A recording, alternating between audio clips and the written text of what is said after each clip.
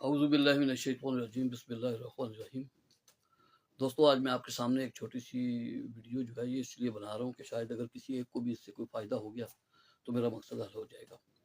बेशुमार लोग हमारे पास आ भी रहे हैं, हमें मालूमात भी हासिल हो रही हैं कि आजकल एक ऐसा गिरोह जो है वो सरगर्म हुआ है, जो किसी भी शख्स को टेलीफ़ोन करता है, वो दिन में 100-500 फ़ोन करते हैं, उनको उनका एक शिकार उसमें से मिल जाता है। वो उसको यही कहते हैं फ़ोन के ऊपर कि जनाब आपका बेटा, जी मैं सब इंस्पेक्टर फलां बात कर रहा हूँ, आपका बेटा जो है ना वो अभी हमने उसको पकड़ा, क्या करता है आपका बेटा? तो वो बंदा एकदम ज़ाहिर है जिसका बेटा कोई है वाक़ई स्कूल गया, वो जी पढ़ता है जी, या वो नौकरी करता है, वो जी वो उसको हमने पकड़ा है तो उसके पास एक पिस्टल बरामद हुआ है।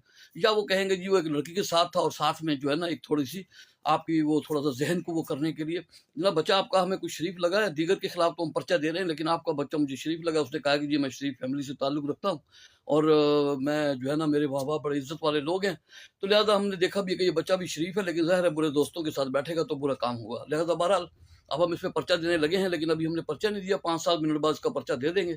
अभी हम थाने जा रहे हैं तो सड़क पे खड़े हैं, आप बताएँ आप क्या करना है इस बच्चे का?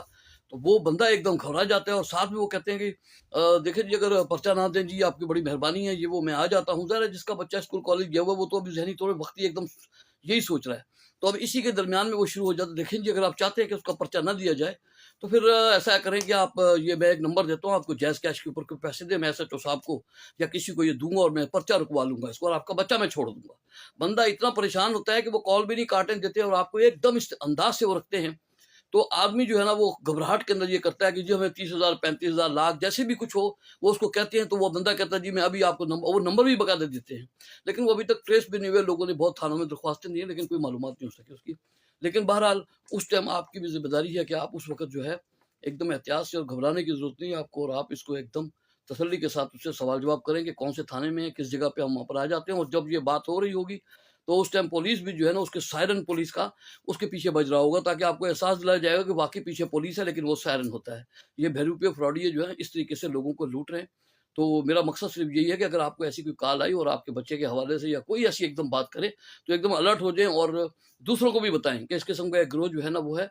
बड़ी तफ़सील लंबी है, लेकिन मुख्तसरन मैंने आपको ये बता दिया था कि जब भी आपको ऐसी कॉल आए, तो आप एकदम उससे एकदम होशियार हो जाएँ और उससे 2-4 सवाल पूछें, कौन से थाने में, किस जगह पे हम आ जाते हैं।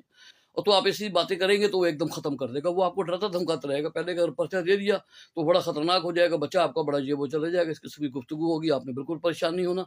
और एकदम तसल्ली से पूछ लें, उसके बाद अपने घर पे कॉल करें और मालूमात करें। अगर कोई जेन्युइन लोग होंगे तो वो यकीनी तौर पे आपको बताएँगे कि आप फलाँ थाने में आ जाएँ। पुलिस इस तरह नहीं कहती कि हमें पैसे दे दीजिए वो, लेकिन आप उनका तरीका देख के हैरान हो जाएँगे। जो लोग इसका शिकार हुए हैं वही आपको बता सकते हैं।